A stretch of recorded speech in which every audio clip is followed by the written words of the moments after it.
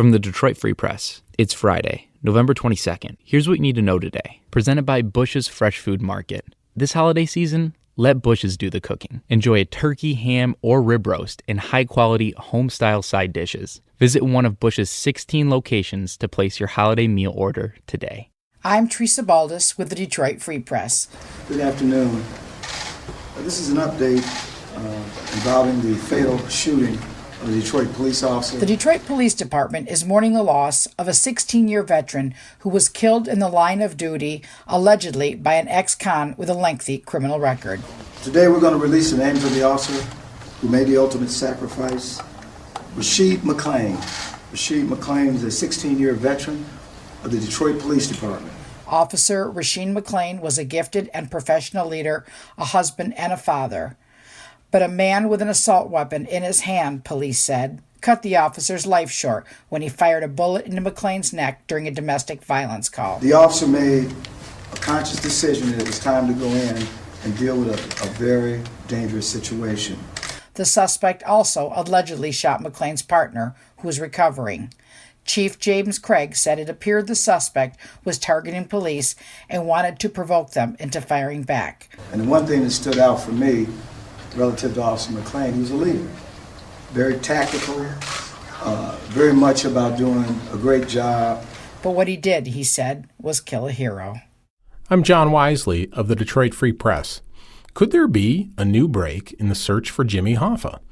A leading authority on the case says yes. Dan Moldea wrote a book about Hoffa in the 1970s and has covered the case intensely ever since. He's interviewed dozens of the leading suspects, some of them mobsters on their deathbeds. Moldea now says Hoffa is likely buried in a former landfill in Jersey City, New Jersey. His source for the tip is Frank Capello, the son of one of the dump's owners. Moldea calls this tip the best he's ever seen in the search for the body of the former Teamsters boss. I'm Susan Tompor, and I'm a columnist at the Detroit Free Press.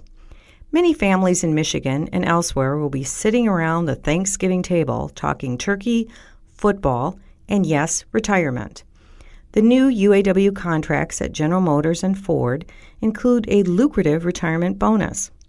Contract talks remain ongoing at Fiat Chrysler. I talked with two GM workers. One makes heavy-duty trucks in Flint, another works at the GM Tech Center in Warren. One is in his early 60s, another is 70. One has children in college, the other doesn't. One thinks he'll stay, the other isn't so sure. Slightly more than 2,000 GM workers are eligible to retire before March 1. Their incentive is a $60,000 bonus before taxes. The GM workers have until December 14th to decide.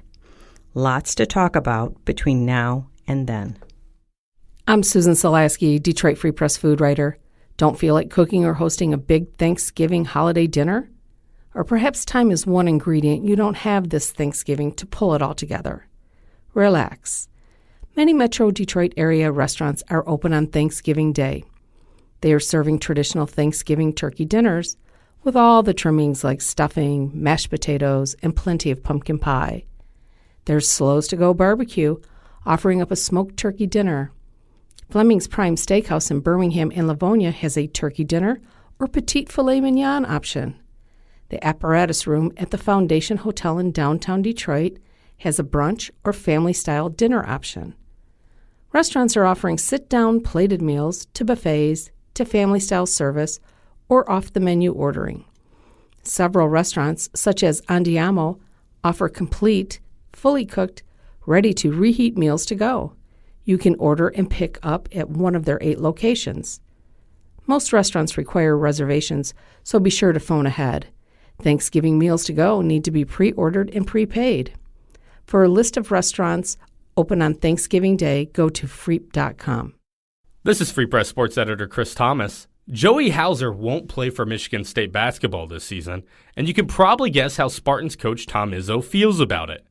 The NCAA denied Hauser's latest appeal for immediate eligibility, and if you've been following the NCAA's transfer carousel this year, you know the odds of receiving a successful waiver are about as good as playing roulette.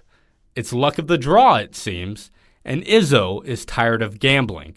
On Thursday, in the wake of the decision, Izzo announced he had resigned from his position on the board of directors of the National Association of Basketball Coaches, a prestigious position that Izzo has held in high esteem. Izzo said Thursday, quote, "Joey did have a strong case, and I am devastated if you want to know the truth." Devastated, he said, not just because he won't be able to insert Hauser into his lineup until next season, but because the NCAA is picking and choosing who wins the jackpot of immediate eligibility, while everyone else is forced to fold against an uneven stack of cards. For more stories from the Detroit Free Press, be sure to check out freep.com.